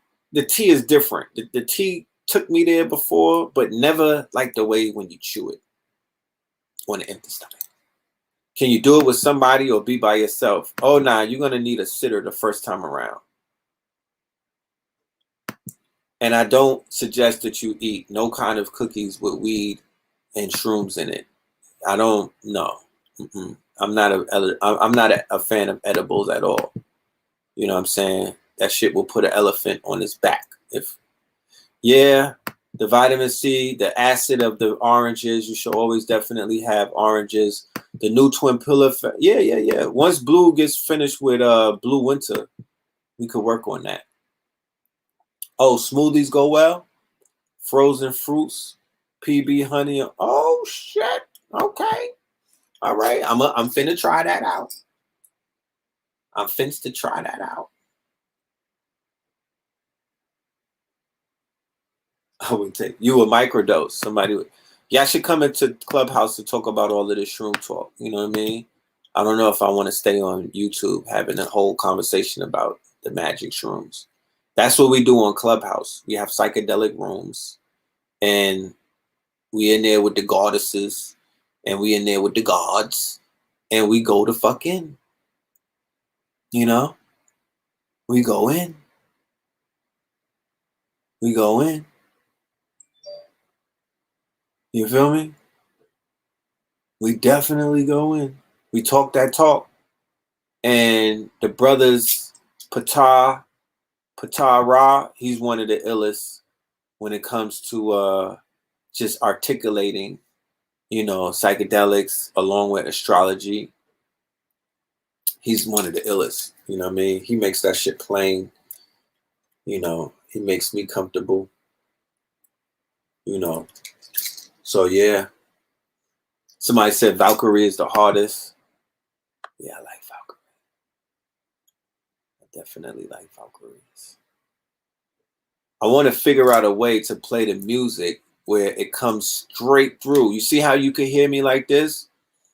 If there's any people who are on some audio shit that you can help me with that, right? Let me know. Because when I play the music back, it sounds horrible on the playback. Horrible. I'm embarrassed for myself. Even when I play the videos that I've been playing, I thought you niggas was hearing the fucking quality. It sounds disgusting.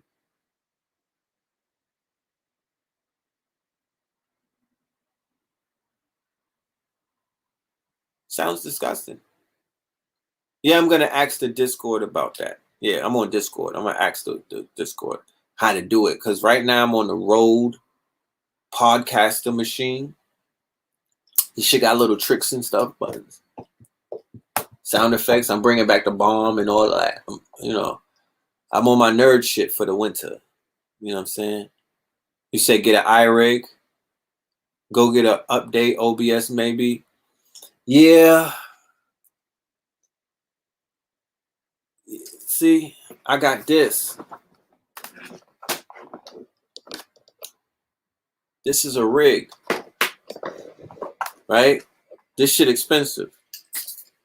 So this is supposed to do all of that. I just have to figure it out.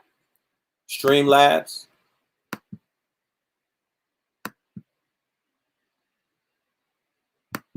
You said you asked the mushroom, what's the purpose for human speech? The mushroom for flirting. Yo. Yeah. When I was on the Golden Teachers, my niggas,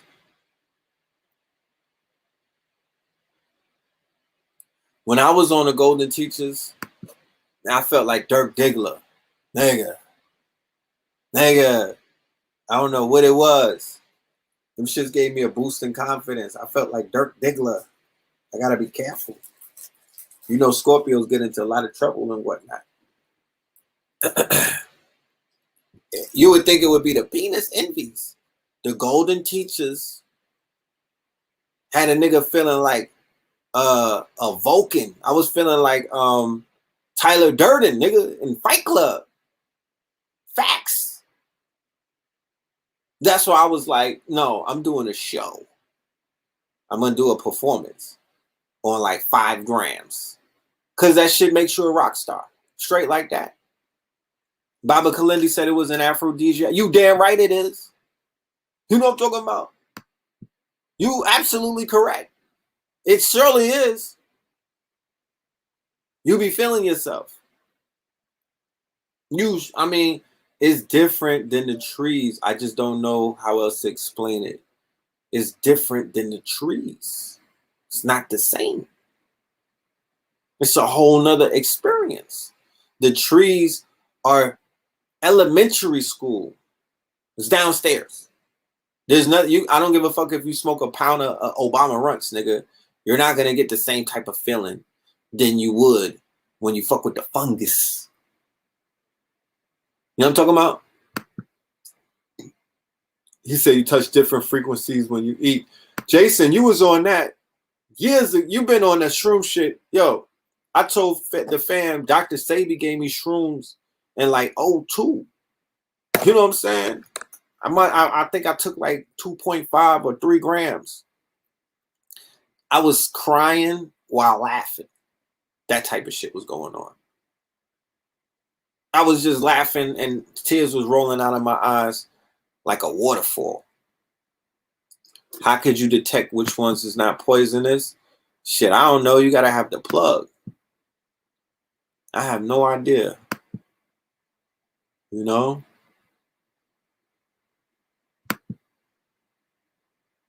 You just don't be afraid, Sabrina.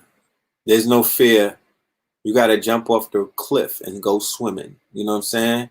The only fear that you got is false expectations appearing real. Come on, IMB, you ain't tapping yet? That's why I tell people, go with the heroic dose. Because I was playing around for, I remember we was with the shifters. It was me, DG, a whole bunch of us. We was in DC. We tried it. Niggas all went to sleep. Yeah, shrooms is not acid. You're not going to lose your brain or nothing. As a matter of fact, it helps cure your brain. It helps connect shit this fucking loose. Remember, you're going to wake up and your brain is going to feel better because it rebuilds, you know, it's neuroplasticity takes place. You got it's shit that reconnects. Highways, bridges that had got burnt by fucking crack and weed and GMO and all of that stupid shit that we be putting in our systems, it reconnects it.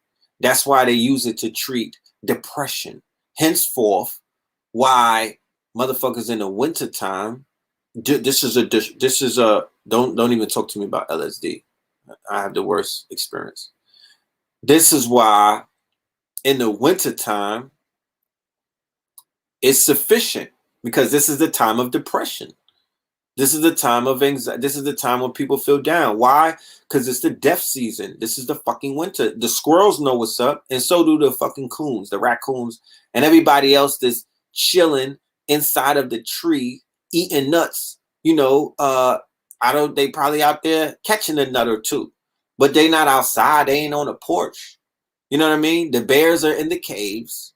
Niggas is chilling, watching Netflix. You know what I mean? Doing push-ups, getting right for the spring. And that's what you should be. You know? That's where you should be.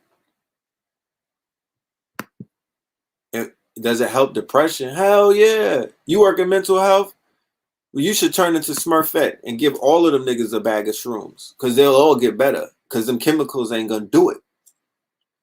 You know what I mean? Niggas need to chew on some shroom. Niggas need to be brainy Smurf. Left-handed Smurf, whatever the fuck, whatever them Smurfs was. Niggas need to go and visit King Koopa a few times. And I promise you, survey says they will be in a better place. Real facts. You know what I'm saying? I'm not saying this. Can you meditate on it? Hell yeah. 5 grams in a dark room. No phone. No electronics. Don't do it. It's gonna fuck you up. Don't do it. Shit starts pixelating. I remember we was in Buckhead and I was on the Golden Teachers, and then I was playing with the phone. Man, you don't want to do that.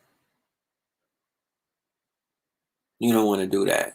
You feel all of the static. You feel all of it. Yeah, use it in nature. I've said this on Clubhouse. The human body is a modem.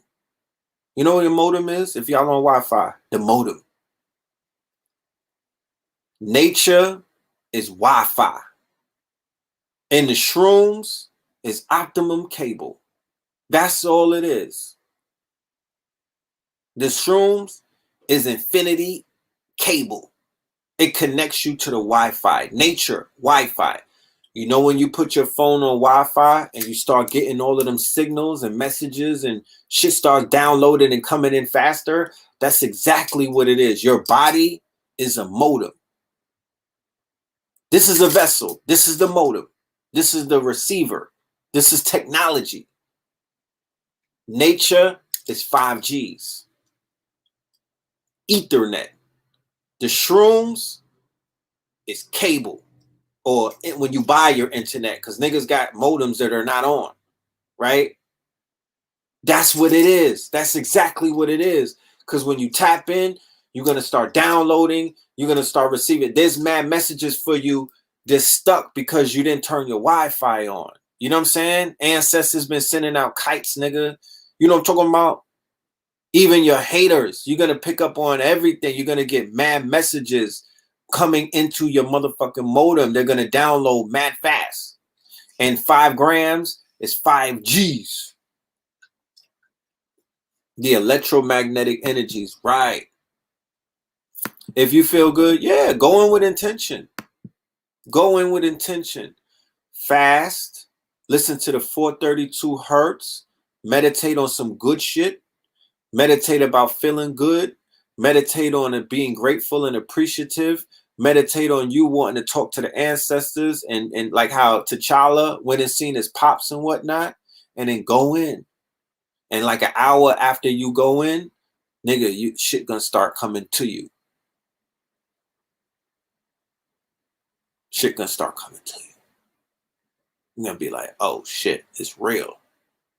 You know, go and ask, what is my purpose? You know, what am I here for? You know, I want to talk to Sabi. Yeah, if you got crystals, that would definitely help. Cause I'm wrapped in crystals, my niggas. You know, yeah, do your own Pat Me Ohms. Have some singing bowls around you. Shit, it could help to have shorty butt naked around you. You know what I'm talking about? It could help to have a twerker in your midst. You know what I'm talking about? That would help. You know, Raise your kundalini. You know what I'm talking about? Raise your kundalini. You know, just practice some tantra. You know, you don't want to turn into a porn star right away on the shrooms. You just want to, you want to be encouraged, right? That's the word. You want to be encouraged. But your senses do not leave. Yeah, don't drive. You're going to be like fucking the Wolf of Wall Street when Leonardo was doped up and he crashed the Lambo. Don't drive. Don't even get in the Uber. Just chill wherever you're at until you go through the most of it. Don't go on the fucking terrace. Don't go. I had to stop niggas from going on the balcony when we was in Buckhead because I was like, if you jump, young man, that shit is going to fuck my high up. You might leave me stuck in this plate. Like, don't do it. You know what I'm talking about? So I had to turn into a babysitter because I was the oldest person in the room. If you smoke too much, you might put down the pipe after fucking with the roomies or the boomies and whatnot. That could break your addictions. You know what I mean? Yeah, a nice buttered up baddie with some Afro beats. Nigga, talk about ecstasy. You too, ladies. You know what I'm saying? Y'all can get y'all a Terry Crews, you know, with a lion's cloth. You know what I'm talking about? Tell that nigga do some push-ups. You know what I mean? Because it's about stimuli. You know, your sensories are going to be elevated. So stimuli, you're going to be stimulated by stimuli. If you decide to be in a room where there's lights and whatnot, I choose to have everything dim lit. You know? And I played me some fucking Pac, some Biggie, some Kendrick, some Bob Marley, and then I put on that Red Summer lit, nigga. Then I put on some Scorpion King. It was lit, because remember your sensory is elevated. So not only are you hearing the music, you're feeling it. When Dr. Sebi gave me the shrooms when I was younger, I tell everybody the story. I went and watched Final Fantasy CGI movie, and I was crying tears of joy. Right? It was so my eyes felt like they was fondling the fucking movie. I felt like I was feeling it. I could feel it with my eyes, not just see it. I could feel it. I was like, oh shit, this is real. And it just made my body feel good. It made everything about me feel good. I was excited for technology. I was like, oh, look at what they did with CGI. You know? I did shrooms in Florida. I did a whole YouTube when I was on the boomies. I was in the water in Miami, right? I was in the water. I felt that shit. Little fishes was around me. I felt all that. Yeah, sun gazing on the shrooms. Whoo! That's something else. No, not Final Fantasy, the video game. They had a movie. There was mixed medium. It was humans and CGI together. You remember that? That came out in the early 2000s. I saw that and I was geeking. You know what I mean? I was like, whoa, this is crazy. I didn't even know that I was in for such a surprise. You know? You saw your lower self. Okay. You put that nigga in a box. Oh, man. If you work out, yeah. I worked out on the boomies too. I told niggas.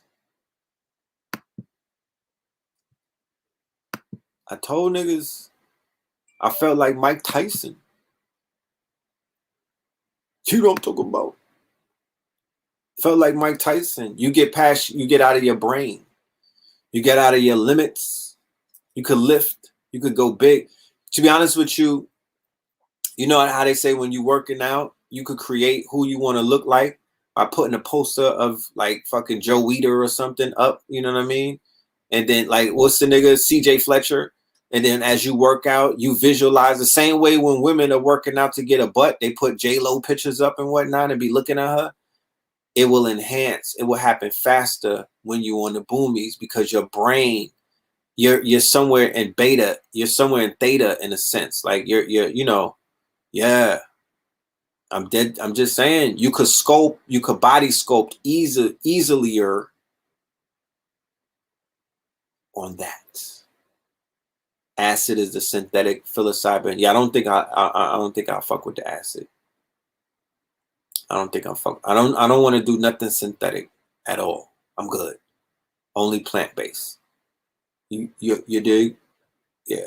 Only the plant-based. I'm only fucking with the plants. Yeah, I'm talking about. So yeah, with that being said,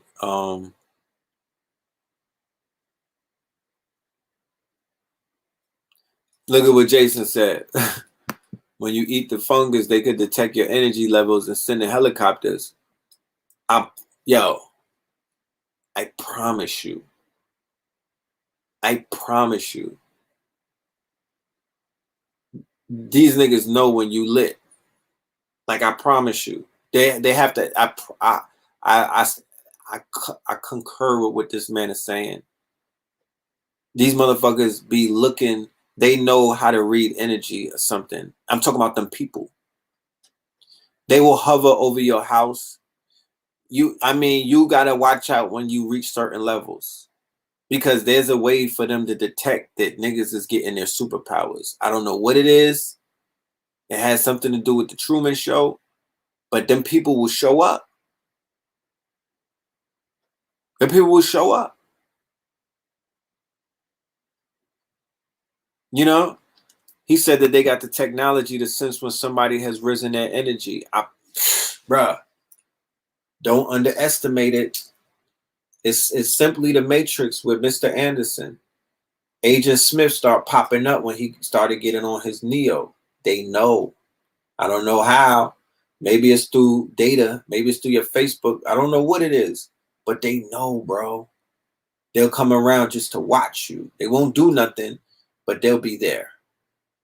You know what I mean? You'll hear a plane. You'll hear a helicopter. Something is going to be like, damn, I can't.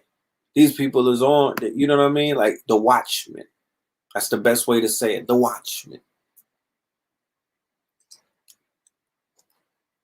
Yeah, and they just released the CIA document. So a few of us need to get on some boomies, get in a room and decode that shit, because I promise you, they're going to be reiterating so many things that Delbert has said, so many things that Bobby has talked about. I promise you this latest dump is going to show us that we were always right if we know what we're looking at. Our auras project a frequency that could be tracked on technology. Facts. Facts. Because keep in mind, we only see 10% of the light spectrum. What if they had something to scour in the skies that could see all of the light frequencies that we're letting off? We can't see it with the naked eye, but their technology, they got them fucking satellites and all of that flying around. Them niggas ain't looking into space. They're bouncing off the satellites looking at you. Looking at you. Don't fall for it. Don't fall for it. Don't think that they just lost in space. No, they looking at you. They're looking at you inside of the fucking the dome or whatever you niggas call this. When we used to do our performances at the Obelisk, which is called Cleopatra's Needle in Central Park behind the Metropolitan Museum in Manhattan, bruh, them niggas would send choppers out with the thermal.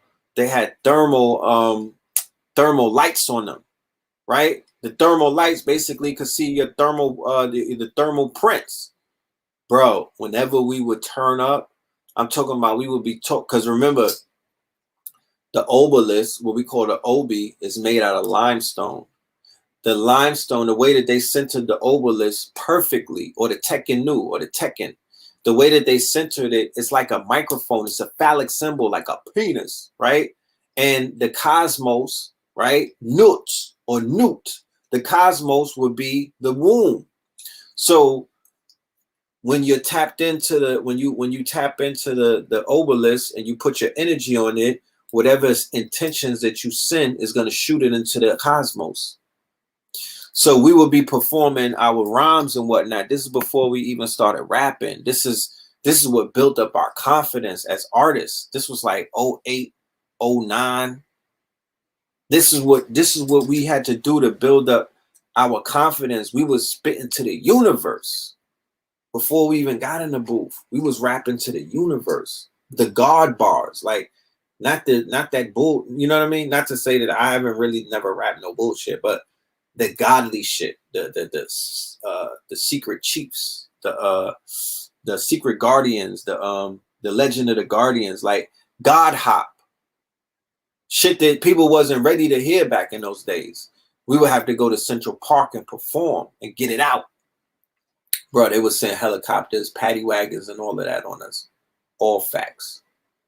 All facts. But look, we at the 2-hour mark. Anybody, like I said, y'all want y'all face rollers? We're about to have a subscription box, right? Where you're going to get a lot of items, you know, for your skin. Because you see, my skin is glowing. So I want to share with y'all what it is that we're doing. We're going to have oils, CBD oils. We're going to have some butters and whatnot that are going to be infused. We're going to have things that you could utilize to get you looking right. You know what I'm saying? So you could keep that youthful look. So you could keep yourself, you know, because it's about presentation at the end of the day. You know what I'm talking about? You don't want your shit to be looking like a Birkin bag, right? So that's what we're going to be having. I don't want to speak too much ahead of time. Like I said, I'm in the lab working. For the family that signed up to be in class next Thursday, I appreciate y'all. We will be in the building acting, you know, doing data dumps. You know what I'm saying? We're gonna be dumping the data. We're gonna be turning up. We're gonna get you right. You're gonna walk out of that bitch ready to be a fucking boss. If you're not one already, and if you are one, you're gonna be ready to be a super boss. Cause I'm drowning in information, facts. I got so much. You know, we'll talk about what we're going to do with it during the class. I don't want to let too many things out the bag. And then in February, on the 21st, 21, we're going to be doing American Gods 4.4. It's a wrap, right? American Gods 24, 21 Savage. It's a wrap. And as you see, America falling every fucking day around you. As you see, Olympus has fallen. Babylon is falling. Then you know what it is. The tickets are in the description, right, of this video. You could go ahead and purchase it off of Eventbrite. It will be on Zoom, right? Yeah, who's going to be the first black celebrity that they're going to sacrifice? Shrooms and gold water? Absolutely. Yeah, I don't know. I don't want to roll the dice and say, but it's going to be somebody iconic. They're going to sacrifice somebody iconic. As you see, they're already doing the build-up. They got niggas with brain aneurysms and all kind of crazy shit. Yeah, Jack Ma. Did they find him yet? He's not that iconic on this coast. They're going to do somebody black and iconic very, very soon.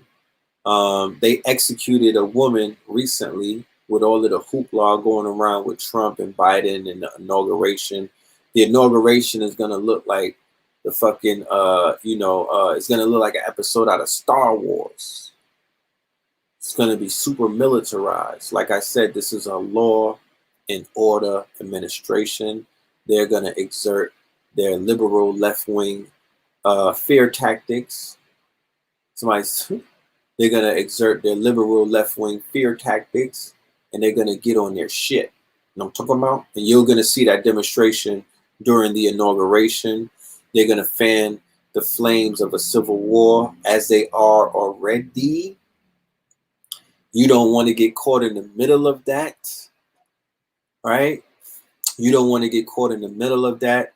Trump has 75 million quote unquote white walkers working with him. Lady Gaga is going to spirit cook. She's singing the national anthem. So the witches of Hollywood, the spirit cookers, the warlocks, all of the shaitans are going to be activated. You understand? They're going to bring out the fucking Rainbow Coalition. You already know what it is. You know what I'm saying? They're going to be summoning all kind of entities, deities, egregores, right? You don't want to be there. That don't got nothing to do with you, right? You don't want to be there. That don't got nothing to do with you. They're going to push these vaccinations, this mandatory bullshit, you know. So don't be prepared so you don't have to be alarmed. That's what consciousness is about. Be aware. So when things happen, it don't affect you. Okay? It don't affect you. You're focusing on that Baggington. You're focusing on the level up. You're focusing on, tapping into those shrooms and those plant-based medicines to get your answers. When you go underneath when you go and tap in, ask them, where the fuck should I go? If I go anywhere, where should I go? And they'll tell you, because your ancestry is in your blood, and your ancestry is going to be able to point you in a direction to say, oh, go to your ancestral land. Yeah, focus on Bilbo Baggins. They're gonna be like, go to your ancestral land, not where Ancestry DNA is telling, because Ancestry DNA is telling everybody they from Nigeria and somewhere in fucking Africa. You know what I mean? And then they no, yeah, yeah, go inside. That's the real ancestry.com. Yeah, hit the fucking like button. Let's get these algorithms up, my niggas, my nagas, my ninjas. Yeah, hit the like button. Hit the PayPal. No, hit not the PayPal. We don't do PayPal. Hit the Cash App. Get your face rollers. You know what I mean? Roll in your face. Get your tickets. You want to do the information? That's in February. You want to do the workshop about your Bilbo Baggins, about these opportunities? That's in January. Get 2 tickets. You know what I'm talking about? I should have did a bundle for you niggas. But yeah, they're not telling nobody that they from Ethiopia. Why is that? I haven't met too many people that say, yo, I'm from Morocco. I'm from Ethiopia. I'm from, is anybody from South Africa? Niggas is not Zulu. You know what I mean? Everybody's DNA test come back and they from the same fucking place. I don't know about that. So let's get those likes up. I didn't refresh my page, but right now it says 15. That's a fucking crime. You know what I'm talking about? Let's get the likes up. You know what I mean? And I will see y'all for Melanin Mondays. So we could talk that talk. We could follow up the weekend's events. And then we could also reiterate how important it is for y'all to be a part of the workshop. Hopefully I'll see some of y'all in Clubhouse this weekend. Don't ask me for invites. I don't have any. But we're creating a website to whereas you don't got to worry about Clubhouse. We're bringing the Clubhouse to you. Okay? We're going to bring some of the illest rooms to you. And some of the, because I'm discovering scholars and teachers and experts who I didn't even know existed. They're on Clubhouse, and I'm going to bring them to the family. Right? Red Summer merch pop up in the ATL. Shout out to my guy Jefferson. Let me see, do I got any more pieces? We got that drippery, Red Summer. The hats is on the way. The Scullies. All of my Kings County supporters, I got y'all. Y'all got some new shit coming on the way. Yeah, that Red Summer album. Like I said, go stream that. Just during the day, while you teaching Timmy Hayru L, Macarena Bay, you know what I mean? They being homeschooled. Just run the album on Spotify. Run the numbers up, niggas. Run it on run it on Tidal. I think Tidal pays more. Yeah, I got, you know what I'm talking about? Get them numbers up. Because when we talk our talk, when we talk greasy to the rappers, we gotta have some numbers to back it up. They'd be like, we don't believe you, nigga. You need more people. So yeah, we need numbers. Stream it. Give it a taste before you buy it. Give it a sample before you smoke it. You know what I'm talking about? So yeah, it's on Apple. It's where it's supposed to be. And it's not, put the Red Summer or put Red Pillar. You know what I mean? Because sometimes they like hot and shit. So the Red Summer, it's not Red Summer, it's the Red Summer, right? It's an adjective. And Red Pillar is the artist, not Red Pill. This is me, Red Pill, when I'm teaching. Red Pillar, that's the artist. I had to separate the two for tax purposes, respectfully. Love and light to y'all. All right, peace.